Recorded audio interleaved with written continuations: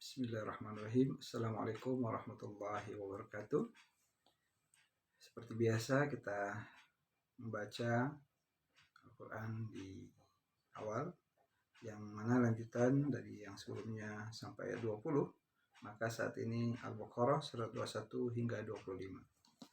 A'udzu billahi minasy syaithanir rajim. Bismillahirrahmanirrahim. Ya ayyuhan nasu ubudu rabbakumul ladzi khalaqakum walladzina min qablikum la'allakum tattaqun. الذي جعل لكم الأرض فراشا والسماء بناء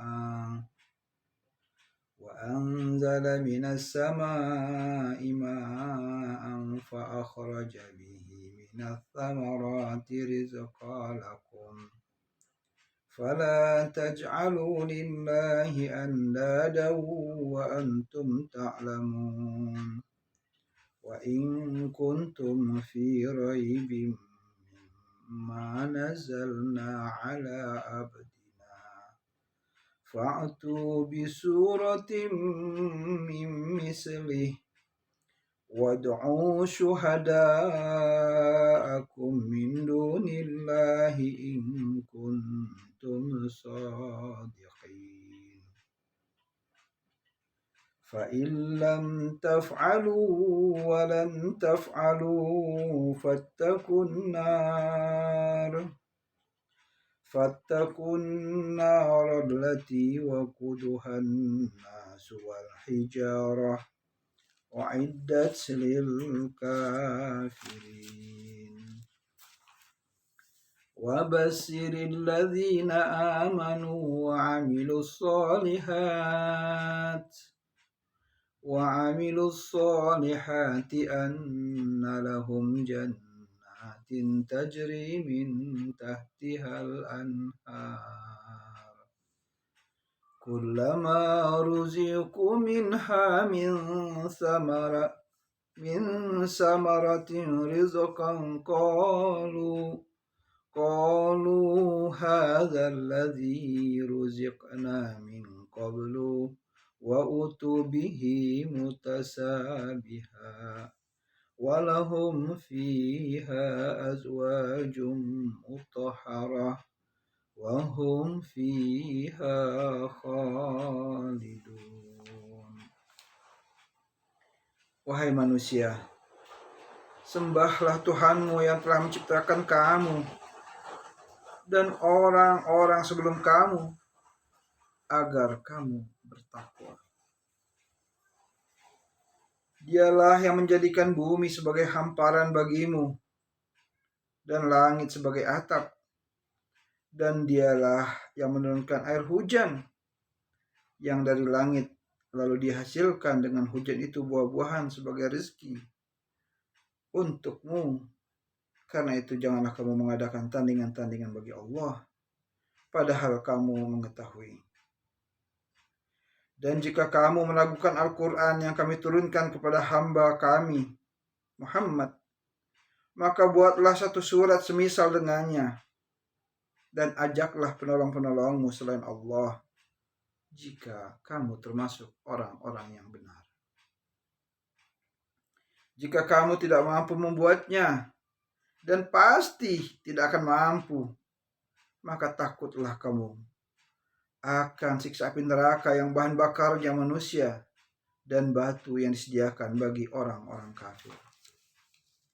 Dan sampaikanlah kabar gembira kepada orang-orang yang beriman dan berbuat kebaikan, bahwa mereka disediakan surga-surga yang mengalir di bawahnya sungai-sungai. Setiap kali mereka diberi rezeki buah-buahan dari surga, mereka berkata, inilah rezeki yang diberikan kepada kami dahulu. Mereka telah diberi buah-buahan yang serupa, dan di sana mereka memperoleh pasangan-pasangan yang suci. Mereka kekal di dalamnya. Sadaqallahul azim. Saudaraku yang dirahmati Allah Subhanahu wa taala, Alhamdulillah.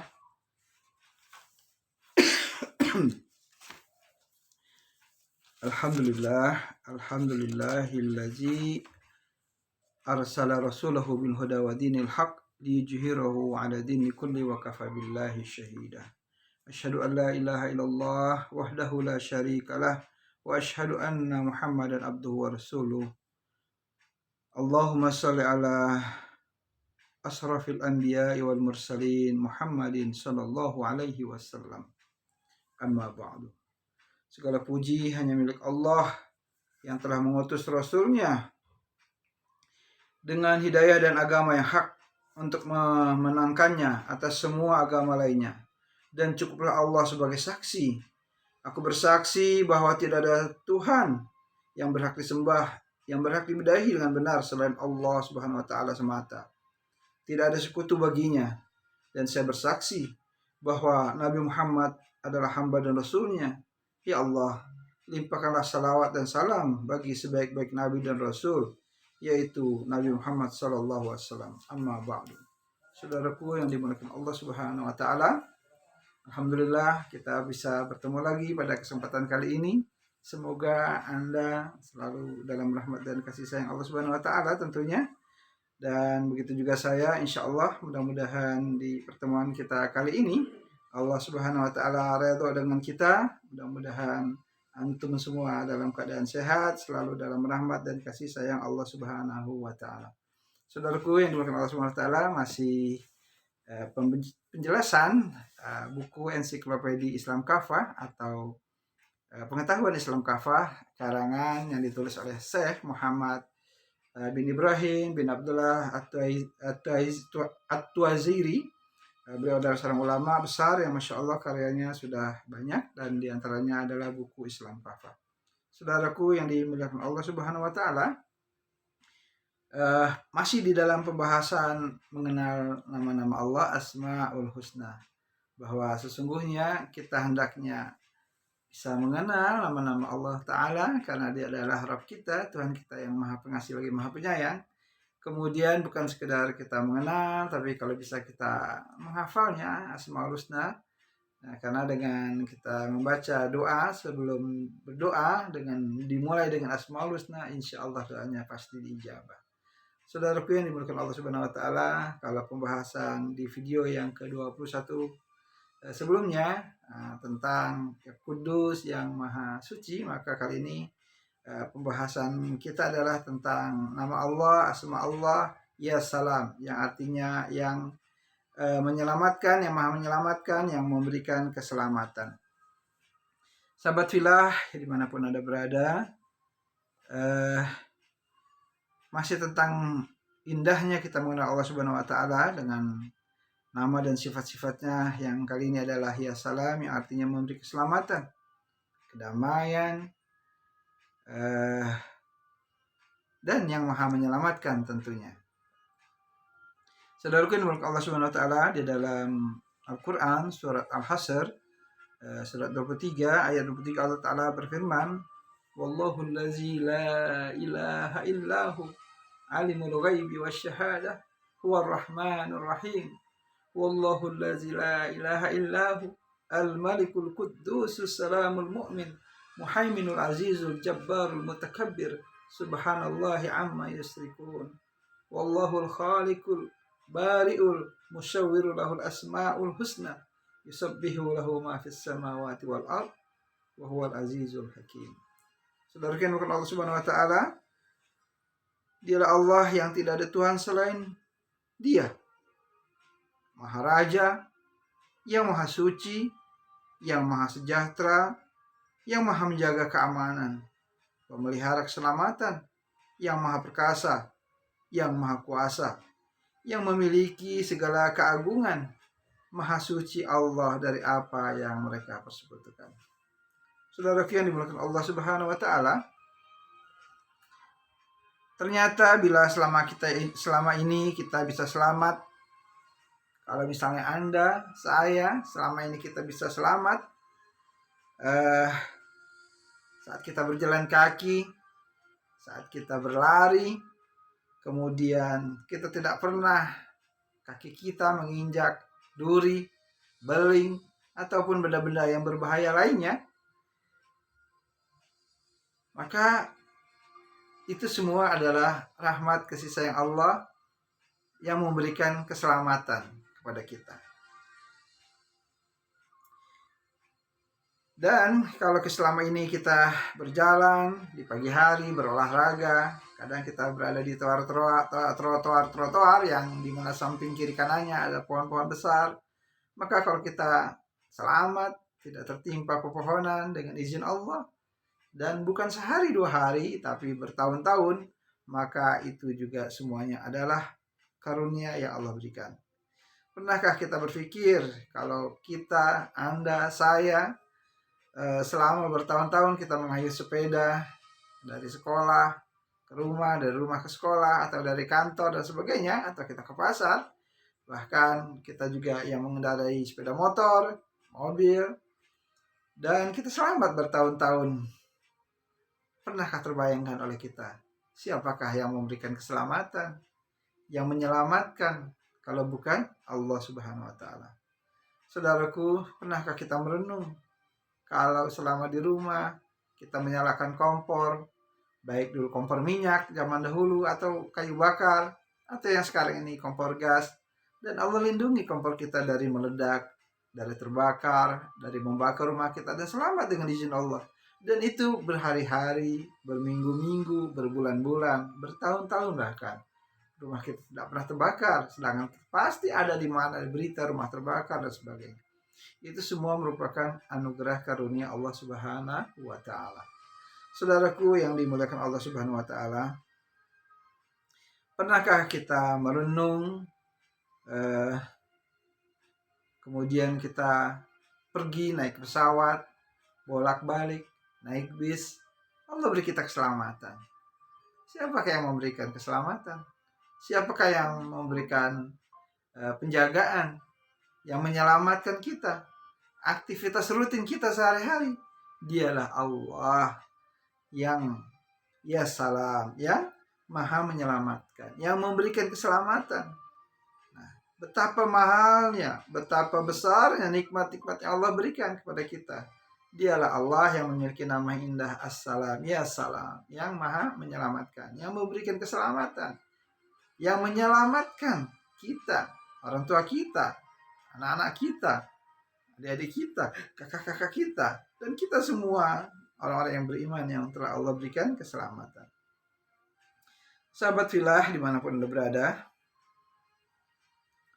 dulu ada seorang raja zalim diktator, pembohong, jahat, kejam, sangat kejam dengan rakyatnya, dari negeri Babilonia, yaitu di selatan Mesopotamia yang sekarang berada di Irak. Raja tersebut sudah kita ketahui tentunya adalah bernama Namrud laknatullah, yang mengaku dirinya, memproklamirkan dirinya sebagai Tuhan. Suatu malam sang raja terlaknat ini bermimpi, karena memang raja ini memang dilaknat oleh Allah. Kenapa dia dilaknat? Kenapa kita sebut dia Namrud laknatullah atau Fir'aun laknatullah? Karena dia terlaknat dengan kesombongan dirinya, kedustaannya, kemudian kezaliman yang besar, yaitu dia mempersekutukan Allah. Bahkan dia mengaku dirinya, menyamakan dirinya, kedudukannya sebagai seorang Tuhan di muka bumi. Maka dia dilaknat oleh Allah, dan Allah benci kepada seorang hamba yang mengaku-ngaku dirinya adalah Tuhan. Saudaraku dimanapun Anda berada, nah, raja yang zalim ini, Namrud laknatullah ini, dia bermimpi bahwa nanti suatu ketika kelak akan lahir seorang anak laki-laki yang akan meruntuhkan dan mengambil alih kekuasaannya. Maka dia segera memerintahkan bala tentaranya untuk membunuh setiap bayi yang lahir. Maka setelah dia bermimpi, kemudian dia bertanya kepada ahli nujumnya. Nah, mereka mengatakan bahwa sesungguhnya Paduka nanti akan dirongrong, akan diambil kedudukannya, kekuasaannya, kerajaannya oleh seorang anak laki-laki. Nah, maka sebaiknya Paduka, sarannya adalah kalau setiap ada laki-laki, dibunuh saja Paduka. Maka dia mengambil tindakan, keputusan hukum, yaitu membunuh setiap bayi-bayi laki-laki yang lahir. Nah, saudaraku yang dimuliakan Allah Subhanahu wa taala, ayahnya Nabi Ibrahim bernama Azar ketika itu mendengar kabar perintah keputusan dari rezim yang begitu zalim, padahal dia sendiri pendukung rezim Azar ini karena dia menyembah berhala, mengagungkan Namrud, membuat patung-patung tuhan-tuhan, sesembahan-sembahan selain dari Allah Subhanahu wa taala. Namun dia juga takut karena walaupun dia pendukung rezim tetap aja dia sengsara, susah. Maka janganlah mendukung rezim yang buat zalim, yang berbuat aniaya, yang berbuat kekejaman kepada rakyatnya. Harus kita dukung.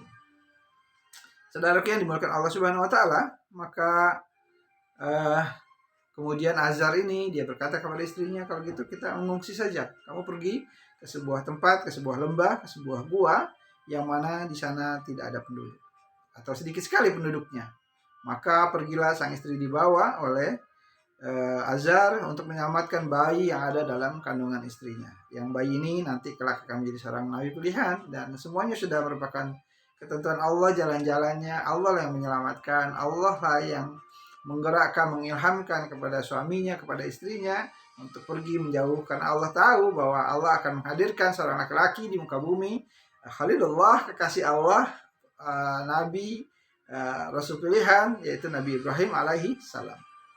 Saudaraku yang dimuliakan Allah Subhanahu wa taala, maka setelah memberikan keputusan hukum, setiap sang raja dengan bala tentaranya, para intel-intelnya, mereka menyisir setiap rumah-rumah atau mendengar dikirimlah intel-intel di setiap rumah-rumah penduduk siapa, ada yang melahirkan, ada yang hamil kah? Kalau ada hamil dijaga, diawasi terus sampai waktu yang ditentukan mau melahirkan, maka kalau dia dengar berita itu laki-laki langsung dibunuh. Gak ada ampun, gak ada kasihan-kasihan.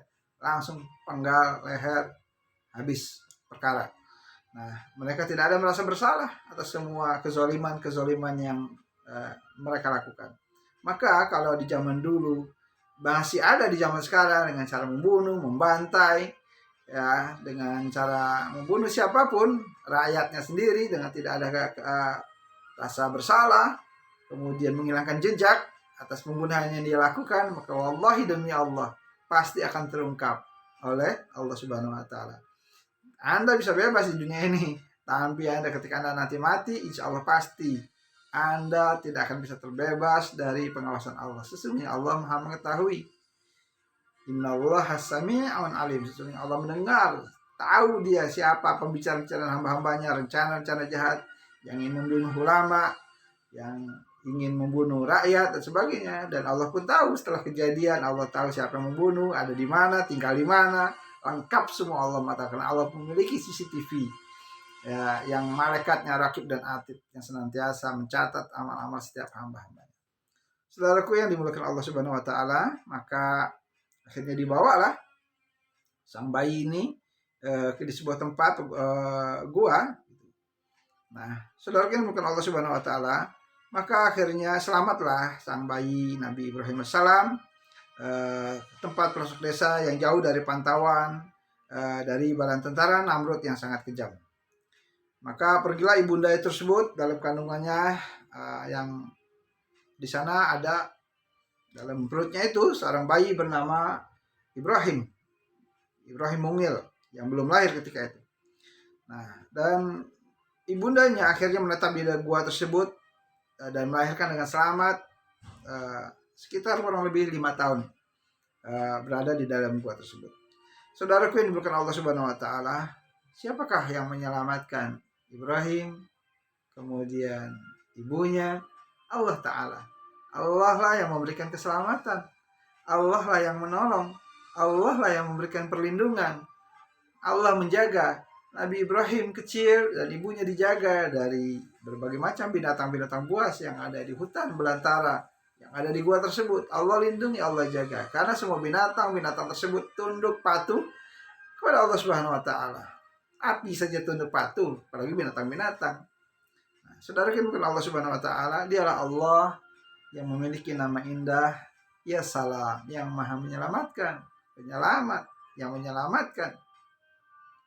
Bukan hanya Ibrahim kecil yang Allah selamatkan ketika Fir'aun laknatullah pun memiliki perilaku yang sama, kejam, bengis kepada rakyatnya, dan memiliki mimpi yang sama pula ternyata, bahwa nanti akan lahir seorang anak laki-laki dari kalangan Bani Israel, bahwa nanti akan mengambil kekuasaannya. Maka Fir'aun memperlakukan hal yang sama seperti Namrud, yaitu membantai, membunuh setiap bayi-bayi yang lahir. Maka Allah lindungi ibunda Nabi Musa alaihissalam dari kejaran tentara Fir'aun laknatullah. Maka diperintahkan oleh Allah kepada sang ibunda Nabi Musa alaihissalam, maka hanyutkanlah anakmu ke sungai. Sesungguhnya dia dalam penjagaanku, pengawasanku. Nanti akan kukembalikan, kata Allah Ta'ala. Jadi Allah nanti akan mengembalikan sang bayi kepada ibunda dalam waktu yang telah ditentukan. Maka dengan perasaan cemas dan was-was sang bunda Nabi Musa alaihissalam, maka dia hanyutkan dalam sebuah keranjang ke sebuah sungai. Maka dengan izin Allah, Allah selamatkan di dalam sungai, tidak tenggelam. Allah yang menjaga, ada malaikatnya di sana. Jadi bayi itu ada malaikatnya yang menjaga.